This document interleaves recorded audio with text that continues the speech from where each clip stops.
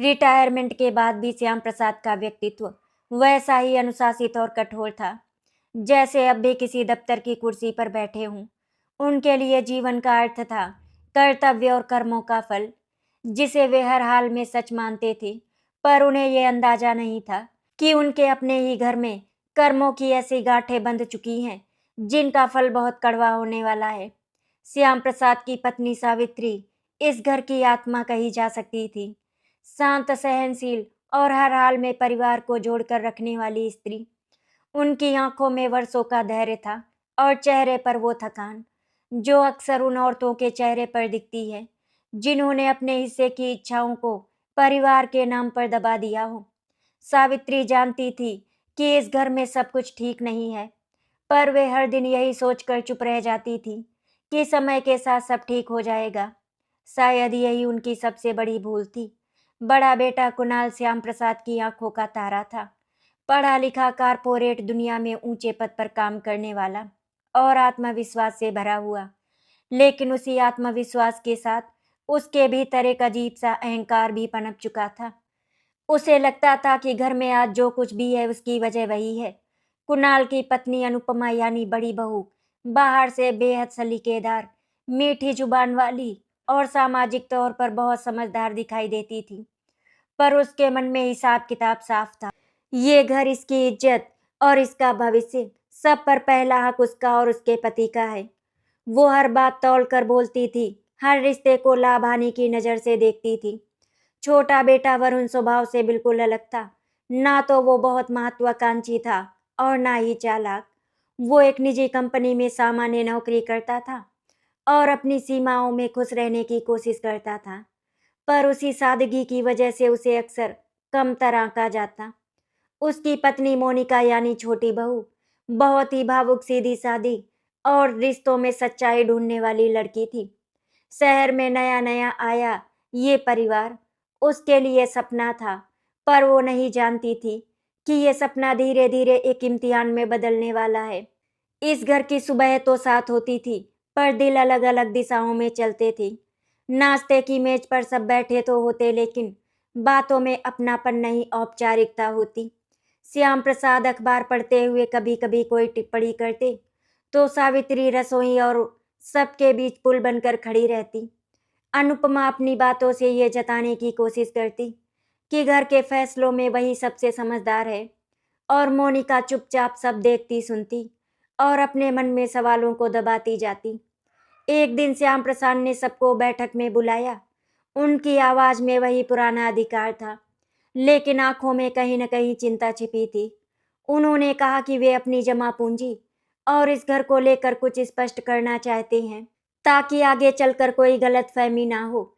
ये सुनते ही अनुपमा की आंखों में चमक आ गई और कुणाल सीधा होकर बैठ गया, जैसे पहले से तय हो कि बात किसके पक्ष में जाएगी। वरुण और मोनिका एक दूसरे को देखकर चुप रह गए। उन्हें पता था ऐसे मौकों पर उनकी गिनती अक्सर बाद में होती है। सावित्री ने सबके चेहरों को ध्यान से देखा। उन्हें पहली बार साफ महसूस हुआ कि ये परिवार अब केवल रिश्तों से नहीं, उम्मीदों और स्वार्थ से बंधा है।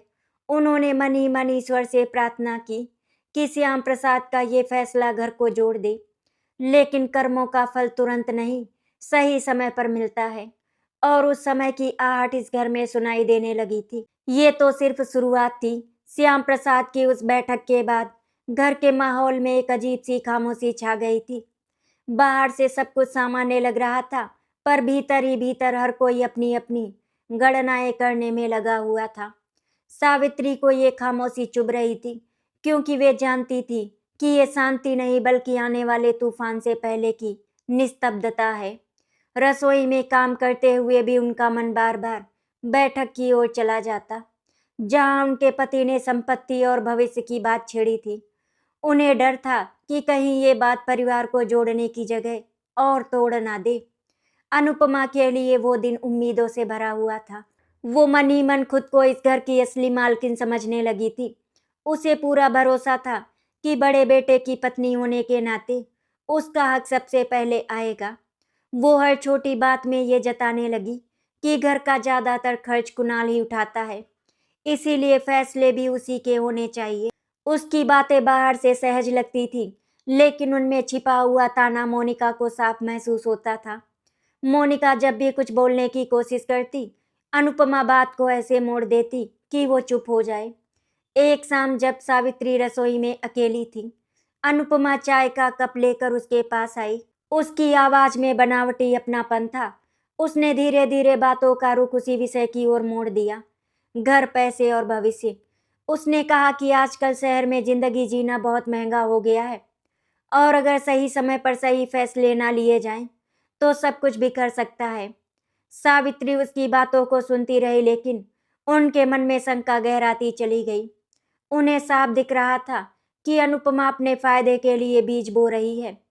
उसी घर में उसी समय मोनिका अपने कमरे में बैठी थी। उसकी आंखों में आंसू थे, लेकिन वो उन्हें पोंछने की भी कोशिश नहीं कर रही थी। उसे लगने लगा था कि इस घर में उसकी मौजूदगी बस एक औपचारिकता है। वरुण से वो कुछ कहना चाहती थी, पर हर बार यही सोचकर रुक जाती कि कहीं वो उसे कमजोर ना समझ ले। वरुण भी अपनी सीमाओं से जूझ रहा था। वो अपने भाई के सामने बोलना चाहता था, पर पिता के सम्मान और घर की शांति के नाम पर चुप रह जाता। रात के खाने की मेज पर वो खामोशी और गहरी हो गई। अनुपमा ने बड़े सहज अंदाज में ये बात छेड़ी कि अगर श्याम प्रसाद जी अपनी कुछ जिम्मेदारियां अब बच्चों को सौंप दे, तो उन्हें भी सुकून मिलेगा। कुणाल ने तुरंत उनका समर्थन किया। वरुण ने कुछ कहना चाहा, लेकिन शब्द उनके गले में अटक गए। सावित्री ने सबकी तरफ देखा। एक पल के लिए उन्हें लगा जैसे उनके सामने उनका परिवार नहीं, बल्कि अलग अलग दिशाओं में खड़े अजनबी बैठे हों। उस रात श्याम प्रसाद देर तक जागते रहे। उन्हें पहली बार एहसास हुआ कि उनके कर्म बच्चों में भेद किए बिना सबको समान प्यार देना शायद अब किसी और रूप में सामने आ रहे हैं। उन्होंने सोचा था कि अनुशासन और चुप्पी से सब ठीक रहेगा, पर शायद उनकी यही चुप्पी अब गलत समझी जा रही थी। उन्होंने मन ही मन तय किया कि अगली सुबह वे एक ऐसा निर्णय लेंगे जो सबके लिए साफ होगा, चाहे वो किसी को अच्छा लगे या नहीं। लेकिन उन्हें ये नहीं पता था कि अनुपमा पहले ही अपनी चाल चल चुकी है।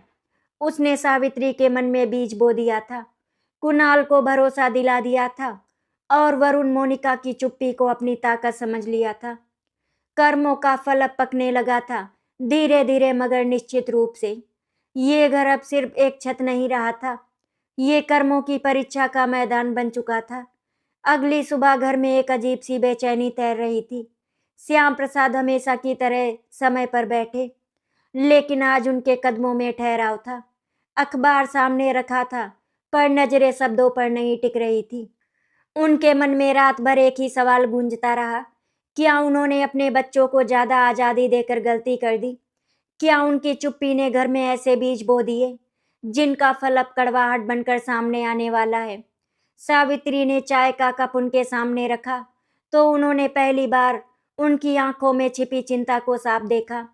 सावित्री कुछ कहना चाहती थी, पर वर्षों की आदत ने उन्हें एक बार फिर रोक दिया।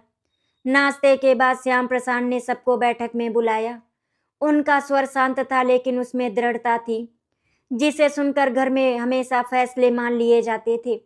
उन्होंने कहा कि वे घर और संपत्ति को लेकर स्पष्ट करना चाहते हैं, ताकि भविष्य में कोई मनमुटाव ना रहे।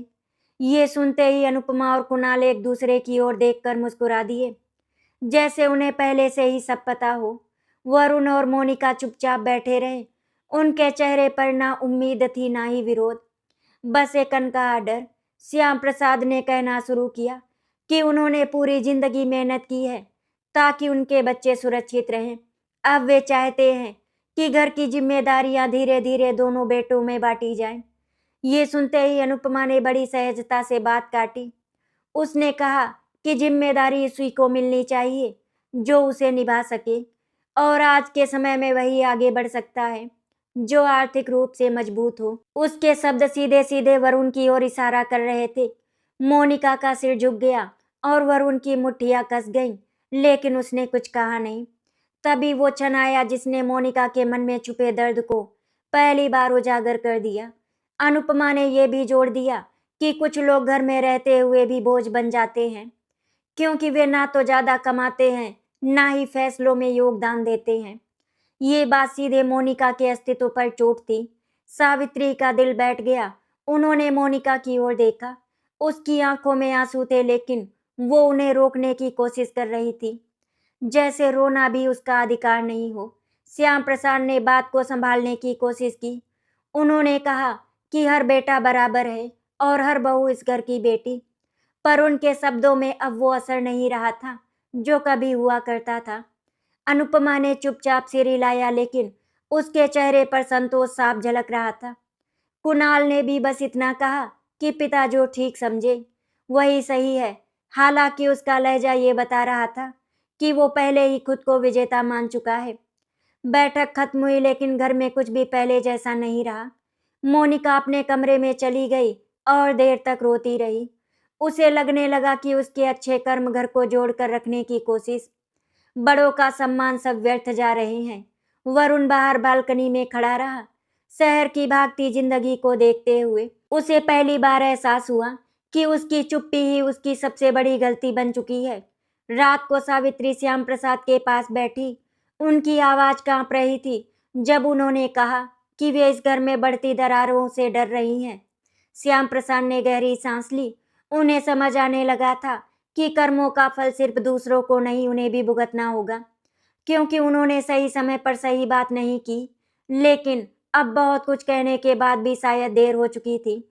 ये फैसला कोई अंत नहीं था, ये तो उस रास्ते की शुरुआत थी जहां हर रिश्ते को अपने किए का हिसाब देना था। बैठक के बाद से घर का माहौल जैसे पूरी तरह बदल गया था। वही दीवारें, वही कमरे, वही लोग, पर अब हर चीज में एक अजीब सी ठंडक घुल गई थी।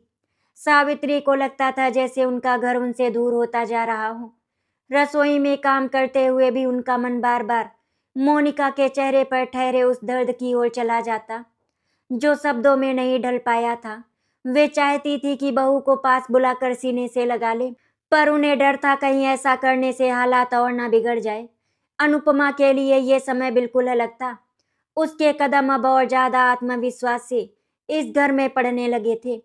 उसे लगने लगा था कि श्याम प्रसाद का झुकाव अब भी कुणाल की ओर है, और इसी भरोसे ने उसे और निडर बना दिया था।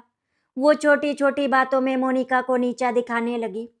कभी उसके बनाए खाने में कमी निकालती, कभी उसके पहनावे पर ताना मार देती, कभी उसकी बातें बाहर से साधारण लगती थी, लेकिन उनमें छिपा जहर मोनिका को हर दिन थोड़ा थोड़ा तोड़ रहा था। एक दिन दोपहर के समय जब श्याम प्रसाद बाहर थे और सावित्री आराम कर रही थी, अनुपमा ने जानबूझकर घर के खर्चों की बात छेड़ी। उसने सबके सामने कहा कि आजकल घर का बजट बिगड़ रहा है और कुछ लोगों को अपनी जिम्मेदारी समझनी चाहिए। उसकी नजरें सीधे मोनिका पर टिक गईं। मोनिका ने धीमी आवाज में बस इतना कहा कि वो भी घर का ध्यान रखती है, लेकिन अनुपमा ने उसकी बात को बीच में ही काट दिया। ध्यान रखने से नहीं, कमाने से घर चलता है। ये वाक्य मोनिका के आत्मसम्मान पर हथौड़े की तरह लगा। उसके हाथ कांपने लगे, आंखों में आंसू भर आए, लेकिन उसने खुद को संभाला। वो जानती थी कि अगर वो रो पड़ी तो ये उसकी हार होगी। वरुण वहीं खड़ा सब सुन रहा था। पहली बार उसके भीतर कुछ टूटने और फिर जुड़ने जैसा एहसास हुआ। उसने अनुपमा की ओर देखा और धीमी लेकिन स्पष्ट आवाज में कहा कि हर इंसान की कीमत सिर्फ पैसे से नहीं आंकी जा सकती। कमरे में सन्नाटा छा गया। अनुपमा को शायद ये उम्मीद नहीं थी कि वरुण कभी उसके सामने बोलेगा। उसने हंसते हुए बात को टालने की कोशिश की, लेकिन उसकी आंखों में चिढ़ साफ झलक रही थी। मोनिका ने पहली बार अपने पति की ओर देखा। उस नज़र में कृतज्ञता भी थी और डर भी। उसे लगा शायद ये चिंगारी किसी बड़े तूफान की शुरुआत है। शाम को सावित्री ने मोनिका को अपने पास बुलाया। बहुत देर तक दोनों चुप रहीं। फिर सावित्री ने उसके सिर पर हाथ रखकर बस इतना कहा, बेटा, हर सहनशीलता पुण्य नहीं होती। ये वाक्य मोनिका के दिल में उतर गया। उसे पहली बार महसूस हुआ कि शायद चुप रहना ही उसकी सबसे बड़ी भूल रही है। रात को श्याम प्रसाद जब घर लौटे तो उन्हें घर की हवा बदली बदली लगी। उन्होंने कुछ नहीं पूछा, लेकिन उनका मन बेचैन हो उठा। उन्हें अब साफ दिखने लगा था कि जिस संतुलन पर उन्हें गर्व था वो दरअसल भ्रम था। कर्मों का फल अब धीरे धीरे सामने आ रहा था, और ये फल सिर्फ बहुओं या बेटों के लिए नहीं, बल्कि उनके अपने फैसलों के लिए भी था। इस घर में अब हर कोई किसी न किसी मोर्चे पर खड़ा था। कोई अपने स्वार्थ के साथ, कोई अपने आत्मसम्मान के लिए और कोई अपनी चुप्पी के बोझ तले दबा हुआ।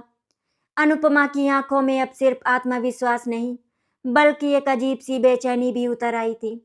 वरुण के उस छोटे से विरोध ने उसके भीतर डर पैदा कर दिया था। डर इस बात का कि अगर ये चुप रहने वाला बेटा बोलने लगा तो उसकी बनाई हुई सारी गणनाएं बिगड़ सकती हैं। इसी डर ने उसे तेज और निर्दयी बना दिया।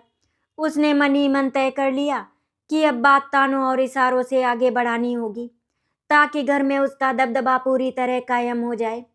उसने अपनी चाल की शुरुआत सावित्री से की। एक सुबह जब घर में सिर्फ वही दोनों थी, अनुपमा ने बड़े मासूम लहजे में बात छेड़ी। उसने कहा कि पापा जी अब बूढ़े हो रहे हैं और ऐसे में घर के कागजात और जिम्मेदारियां संभालना किसी समझदार हाथ में होना चाहिए। उसने ये भी जोड़ा कि अगर समय रहते सब कुछ व्यवस्थित ना किया गया तो भविष्य में विवाद हो सकते हैं। सावित्री उसकी बातें सुनती रही, लेकिन उनके मन में कुछ अजीब सा चुभने लगा। उन्हें लगा जैसे कोई उनके भरोसे को धीरे धीरे काट रहा हो। दोपहर होते होते अनुपमा ने अगला दांव चला। उसने जानबूझकर मोनिका से कहा कि सावित्री ने घर के खर्चों और पैसों की जिम्मेदारी उसी को सौंप दी है। मोनिका हक्का बक्का रह गई। वो जानती थी कि ये सच नहीं है, फिर भी उसके मन में डर बैठ गया कि कहीं ये झूठ किसी बड़े सच का रूप ना ले ले। शाम को जब सावित्री ने खर्चों का हिसाब मांगा तो अनुपमा ने बात को इस तरह मोड़ा कि सारा शक मोनिका पर जा टिके। वो पल सावित्री के लिए सबसे पीड़ादायक था। उन्हें पहली बार लगा कि उनकी छोटी बहू, जिसे वे अब तक चुप, सरल और भरोसेमंद समझती आई थी, शायद उनसे कुछ छुपा रही है। उन्होंने मोनिका से कुछ सख्त शब्द कह दिए जो उनके स्वभाव से बिल्कुल विपरीत थे। मोनिका की आंखों से आंसू बह निकले, पर उसने कोई सफाई नहीं दी। वो बस सिर झुकाकर खड़ी रही, जैसे हर बार करती। वो खुद को दोषी मानने को तैयार हो। ये दृश्य वरुण ने देख लिया, उसका दिल बैठ गया। वो माँ और पत्नी के बीच खड़ी उस दीवार को देख रहा था जिसे किसी और ने चालाकी से खड़ा किया था।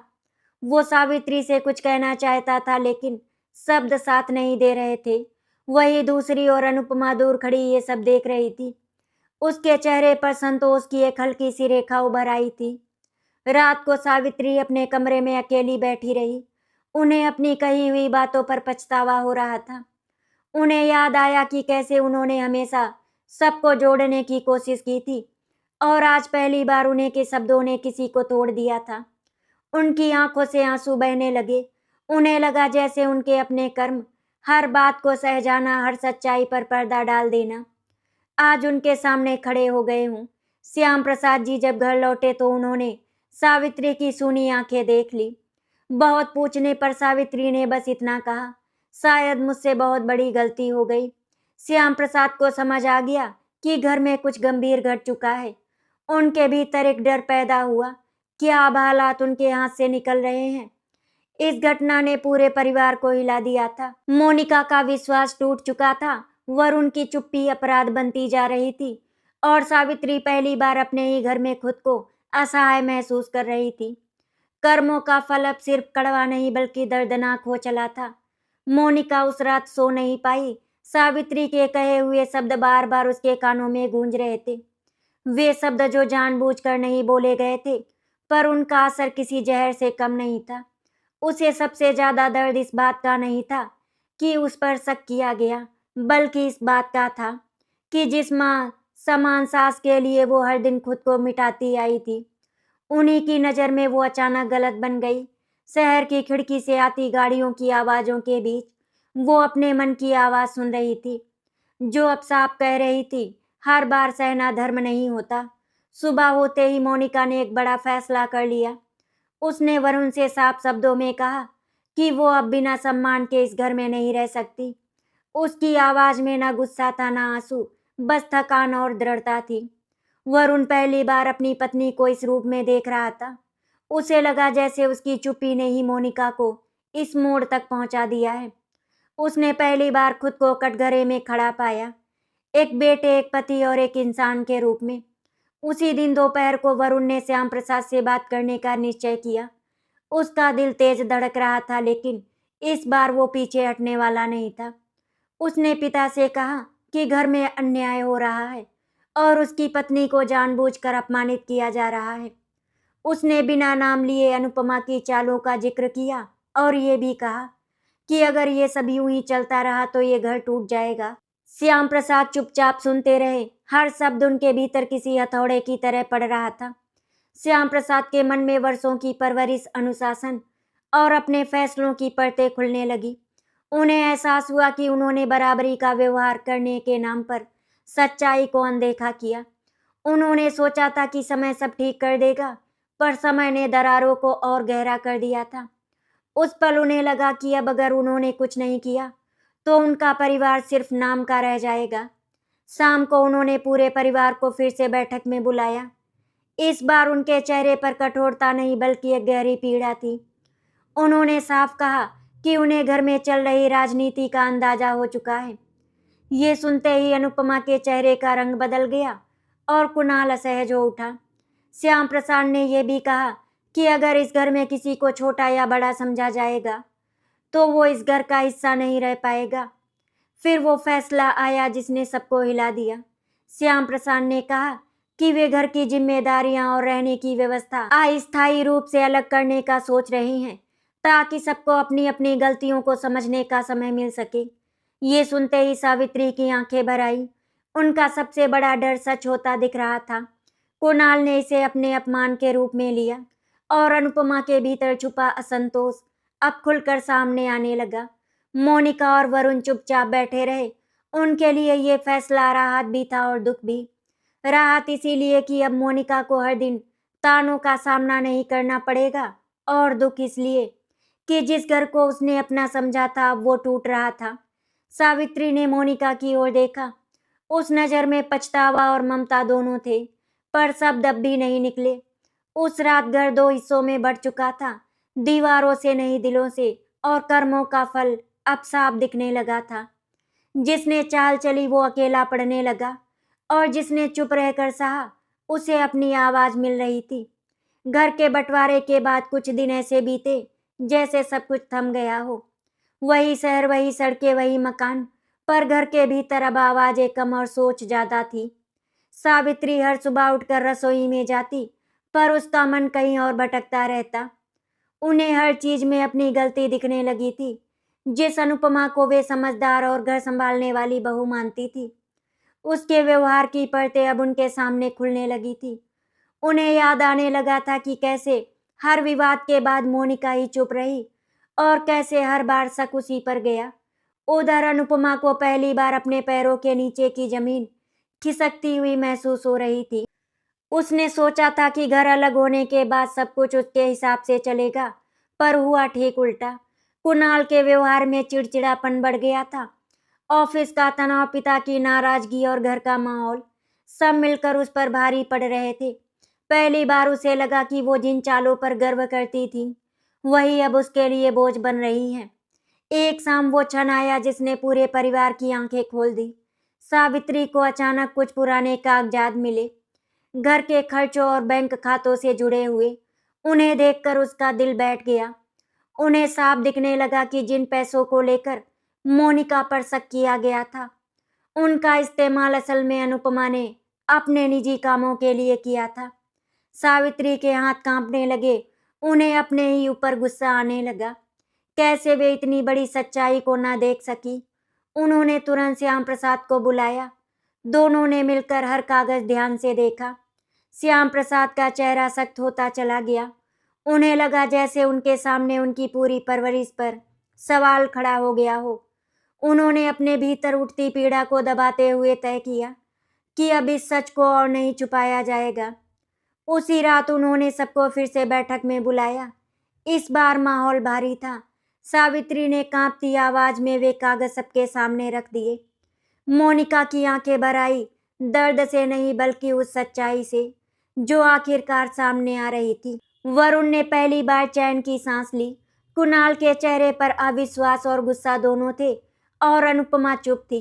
उसका चेहरा पीला पड़ चुका था और उसकी आंखें झुकी हुई थी। श्याम प्रसाद ने भारी आवाज में कहा कि अब उन्हें समझ आ गया है कि किसने घर की शांति को अपने स्वार्थ के लिए दांव पर लगाया। उन्होंने अनुपमा से पूछा कि क्या वो कुछ कहना चाहती है। कुछ पल तक सन्नाटा रहा, फिर अनुपमा फूट पड़ी। उसने खुद को सही ठहराने की कोशिश की और कहा कि उसने ये सब परिवार के भले के लिए किया था, ताकि भविष्य सुरक्षित रहे, लेकिन इस बार उसके शब्दों में ना दम था ना असर। सावित्री का संयम टूट गया। पहली बार उन्होंने साफ कहा कि उन्होंने मोनिका के साथ अन्याय किया है और उस अन्याय की जिम्मेदार वो खुद भी हैं। उन्होंने मोनिका के सामने हाथ जोड़ दिए। ये दृश्य पूरे परिवार के लिए चौंकाने वाला था। मोनिका दौड़कर उनके पास गई और उन्हें थाम लिया। उस पल रिश्तों की सच्चाई फिर से उभर आई, जहां अहंकार हार रहा था और पश्चाताप जन्म ले रहा था। अनुपमा समझ चुकी थी कि उसका नकाब उतर चुका है। जिन कर्मों पर उसे गर्व था, वही अब उसके सामने खड़े होकर उससे हिसाब मांग रहे थे। कुणाल पहली बार अपनी पत्नी को उस नजर से देख रहा था, जिसमें विश्वास नहीं बल्कि सवाल थे। कर्मों का फल मिल चुका था, कड़वा, साफ और टालने लायक नहीं।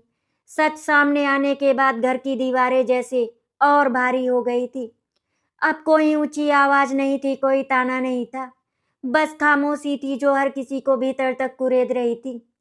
अनुपमा अपने कमरे में अकेली बैठी रहती, वही कमरा जो कभी उसे अपनी जीत का प्रतीक लगता था, अब उसे कैद खाना सा महसूस होने लगा था। जिन रिश्तों को उसने चालाकी से अपने पक्ष में मोड़ने की कोशिश की थी, वही अब उससे मुंह फेर चुके थे। नौकरों की नजरें बदली हुई थी। घर की हवा में सम्मान की जगह संदेश और दूरी थी। कुणाल पहली बार अपने जीवन में खुद से भाग नहीं पा रहा था। उसे एहसास होने लगा था कि उसने अपने पिता की सीख, ईमानदारी और न्याय को सिर्फ शब्दों में माना था, कर्मों में नहीं। उसने हमेशा ये मान लिया कि बड़ा बेटा होने के नाते सब कुछ अपने आप उसका हक है, और उसी भ्रम में उसने अपनी पत्नी के व्यवहार पर आंखें मूंद ली। अब जब सच्चाई सामने थी तो उसका आत्मविश्वास दरक चुका था। उसे लगने लगा था कि उसने अपने ही घर को खोखला कर दिया है। दूसरी ओर मोनिका के मन में एक अजीब सी शांति उतरने लगी थी। वर्षों से जो बोझ वो अपने भीतर ढो रही थी, वो धीरे धीरे हल्का हो रहा था। सावित्री का हाथ उसके सिर पर था और आंखों में सच्चा पछतावा। मोनिका ने उस पर तय कर लिया था कि वो बदले की राह नहीं चुनेगी। उसे समझ आ गया था कि कर्मों का फल सिर्फ दूसरों को गिराने से नहीं, खुद को ऊंचा उठाने से भी मिलता है। एक शाम मोनिका ने श्याम प्रसाद और सावित्री से खुलकर बात की। उसने कहा कि वो नहीं चाहती कि ये घर और टूटे। उसने ये भी कहा कि गलती इंसानों से होती है, लेकिन उन्हें सुधारने का साहस भी असली धर्म है। उसकी बातें साधारण थी, पर उनमें गहराई थी। श्याम प्रसाद को पहली बार लगा कि उनकी छोटी बहू ने उन्हें जीवन का सबसे बड़ा सबक दे दिया, अहंकार छोड़कर सच को अपनाने का। उसी रात कुणाल ने अनुपमा से लंबी बातचीत की। पहली बार उसने बिना बचाव किए, बिना बहाने बनाए अपनी पत्नी की बातें सुनी और उसकी चुप्पी में छुपे डर और असुरक्षा को समझने की कोशिश की। अनुपमा रो पड़ी। उसने स्वीकार किया कि उसे हमेशा ये डर रहा कि कहीं वो इस घर में पीछे न छूट जाए, और उसी डर ने उसे गलत रास्ते पर धकेल दिया। ये स्वीकारोक्ति उसके लिए भी आसान नहीं थी, पर यह उसके पतन के साथ साथ उसके भीतर एक नई शुरुआत का संकेत थी। सावित्री देर रात तक जागती रही। उन्हें महसूस हो रहा था कि ये परिवार अब भी बच सकता है, अगर सब अपने अपने कर्मों की जिम्मेदारी ले।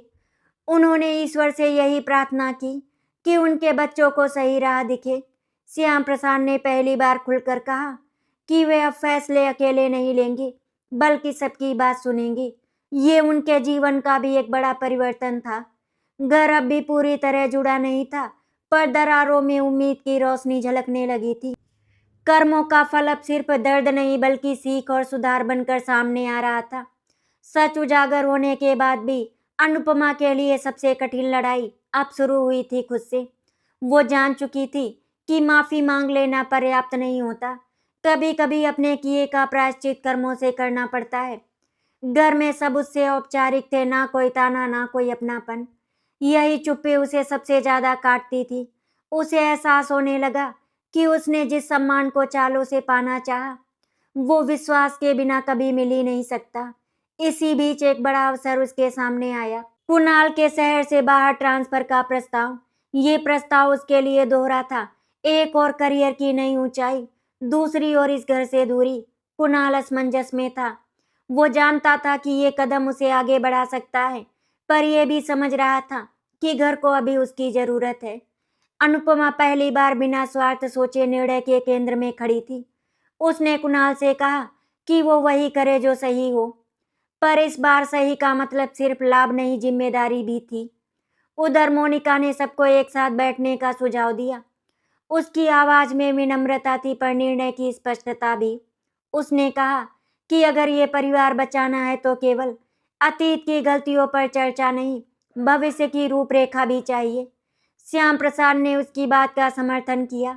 सावित्री की आंखों में संतोष था। उन्हें लगा जिस बहू को उन्होंने कभी कम आंका, वही आज घर की दिशा तय कर रही है। बैठक में अनुपमा ने वो बात कही जिसकी किसी को उम्मीद नहीं थी।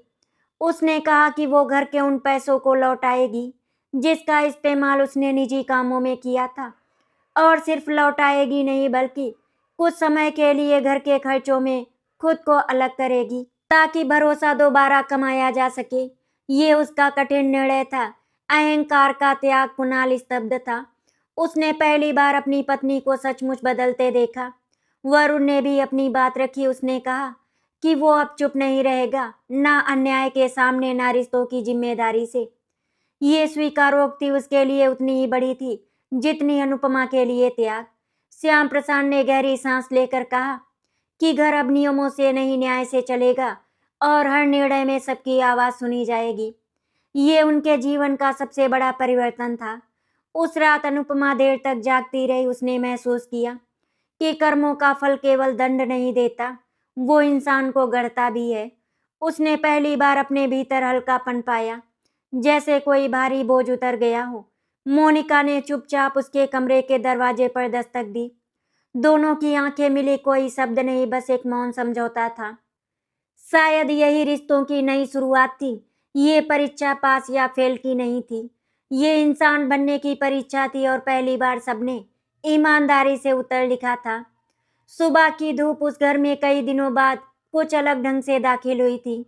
खिड़कियों से आती रोशनी में ना पहले जैसा बोझ था, ना ही अनकहा डर। ऐसा लग रहा था मानो घर में भी लंबी सांस ली हो। सावित्री ने जब रसोई में पहला दिया जलाया तो उनके होठों पर अनायास ही एक हल्की मुस्कान आ गई। ये मुस्कान किसी जीत की नहीं थी, बल्कि उस शांति की थी जो बहुत संघर्ष के बाद मिलती है। श्याम प्रसाद बैठक में बैठे हुए पुराने एल्बम देख रहे थे। तस्वीरों में उनके बच्चों का बचपन, हंसी, सादगी और एकजुटता कैद थी। उनकी आंखें नम हो गई। उन्हें एहसास हुआ कि जीवन में सबसे बड़ी संपत्ति वो नहीं जो तिजोरी में रखी जाए, बल्कि वो होती है जो रिश्तों में निवेश की जाए। उन्होंने मन ही मन स्वीकार किया कि अगर उन्होंने पहले ही खुलकर संवाद किया होता तो शायद इतनी दरारें ना पड़ती। लेकिन कर्मों का फल यही था, गलतियों का बोध और उससे सीख। कुणाल और अनुपमा ने मिलकर एक बड़ा फैसला लिया। कुणाल ने ट्रांसफर को कुछ समय के लिए टाल दिया ताकि वो परिवार को फिर से स्थिर करने में योगदान दे सके। अनुपमा ने बिना किसी दिखावे के अपने व्यवहार में बदलाव शुरू किया। वो अब कम बोलती थी, ज्यादा सुनती थी। घर के कामों में उसने खुद को शामिल किया। सावित्री ने ये सब देखा और पहली बार उसके मन में अनुपमा के लिए फिर से स्नेह जागा। मोनिका के लिए ये घर अब परीक्षा नहीं रहा था। उसने महसूस किया कि सम्मान मांगा नहीं जाता, कर्मों से कमाया जाता है। उसने अनुपमा को पूरी तरह भले माफ ना किया हो, लेकिन उसके बदलाव को स्वीकार करना सीख लिया था। वरुण अब भी वही शांत इंसान था, पर उसकी खामोशी में मजबूती आ गई थी। वो जान गया था कि रिश्तों की रक्षा के लिए आवाज उठाना भी जरूरी होता है। एक शाम पूरा परिवार साथ बैठा। ना कोई औपचारिकता, ना कोई रणनीति, बस साधारण बातें, हंसी और कुछ पुराने किस्से। सावित्री ने सबकी प्लेट में खुद खाना परोसा। श्याम प्रसाद ने धीमी आवाज में कहा, आज मुझे लग रहा है कि मैंने अपने कर्मों का सही फल पा लिया। सबने उनकी ओर देखा। उन्होंने आगे कहा, कि अगर इंसान समय रहते अपनी गलती मान ले तो कर्म उसे तोड़ते नहीं गढ़ते हैं। अनुपमा ने उस दिन मोनिका के चरण छूने चाहे, लेकिन मोनिका ने उसे गले लगा लिया। ये कोई नाटकीय क्षण नहीं था, बल्कि एक शांत सच्चा मेल मिलाप था। सावित्री की आंखों से आंसू बह निकले। इस बार दर्द के नहीं, संतोष के थे। उन्हें लगा कि उनका परिवार आखिरकार उस परीक्षा से गुजर आया है जिसमें हर किसी को खुद से लड़ना पड़ता था। रात को श्याम प्रसाद ने घर के मंदिर में दिया जलाया। उन्होंने ईश्वर से कुछ मांगा नहीं, बस धन्यवाद दिया। बाहर शहर की आवाजें वैसी ही थी, तेज और भागती हुई, लेकिन उस घर के भीतर अब एक ठहराव और एक सुकून था। कर्मों का फल मिल चुका था, किसी को पछतावे के रूप में, किसी को सीख के रूप में और किसी को नई शुरुआत के रूप में। और यही जीवन का सत्य था, कर्म कभी खाली नहीं जाते। आशा करती हूँ आपको हमारी कहानी अच्छी लगी होगी। अगर आपको हमारी कहानी अच्छी लगी तो वीडियो को लाइक एंड शेयर करें, चैनल को सब्सक्राइब करें। वीडियो देखने के लिए आपका धन्यवाद।